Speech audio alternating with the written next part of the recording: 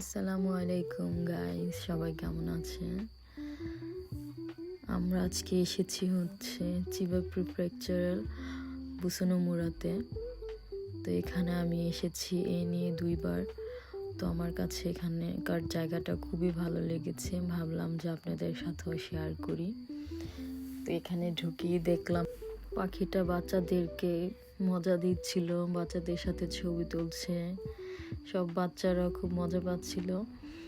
আর এখানে বিশাল বড় লাইন ছিল, আমরা সবার পিছনে ছিলাম অনেকক্ষণ দাঁড়িয়ে।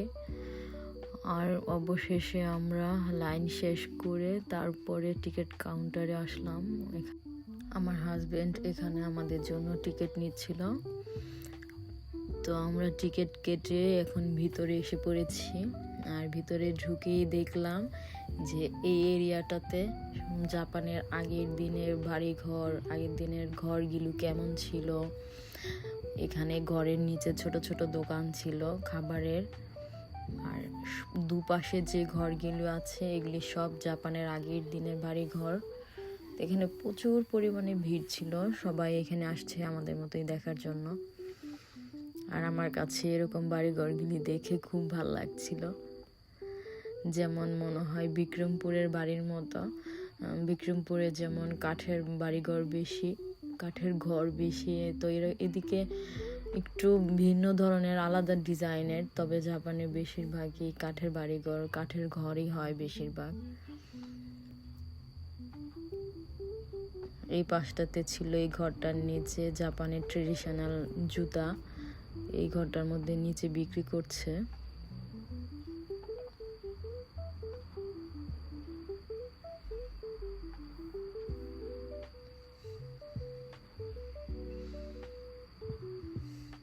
প্রতিটা ঘরের নিচে ছোট ছোট একটা দোকান। এখানে জানি কি বিক্রি করছে বুঝতে পারলাম না।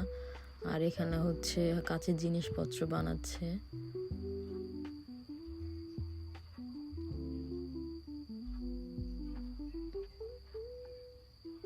আর এটা জাপানের কামারের দোকান। আমাদের দেশে যেরকম কামারের দোকানে দা বটি লোহার জিনিসপত্র বানায়, এটা জাপানে আগের দিনের কামারের দোকান। এখানে সাজিয়ে রেখেছে। আর এই টিভিটার মধ্যে ভিডিও দেখাচ্ছে কিভাবে বানাচ্ছিল।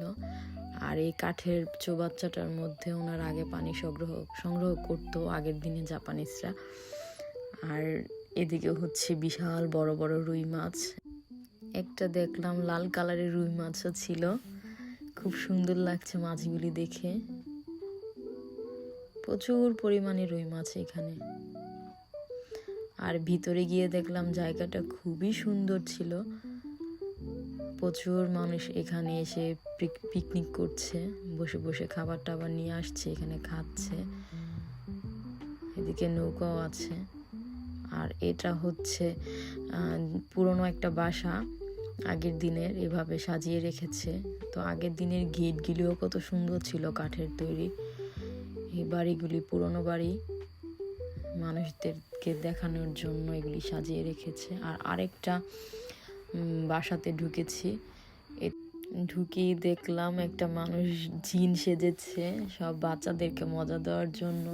তো ছোট বাচ্চারা তো খুবই ভয় পাচ্ছিল, তো ওদের ভয় কাটানোর জন্য ওদের গালে একটু ধরে দেখাচ্ছিল যাতে করে ওরা ভয় না পায়।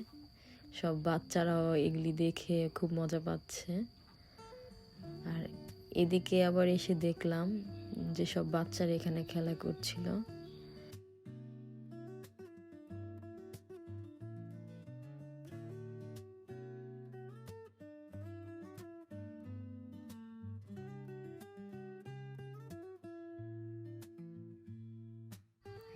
আর এই ছোট বাচ্চাটাকে দেখেন, ওর বাবা মাকে দেখাচ্ছিল যে কিভাবে তরোয়াল দিয়ে যুদ্ধ করে, সেটাও ওর বাবা মাকে অভিনয় করে দেখাচ্ছিল।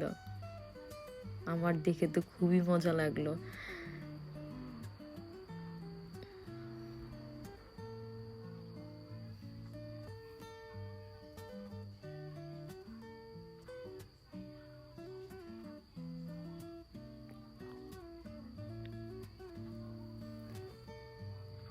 আর এই পাশটাতে আমি এখানে সামনে এসে দেখি যে এটা একটি স্টেজ।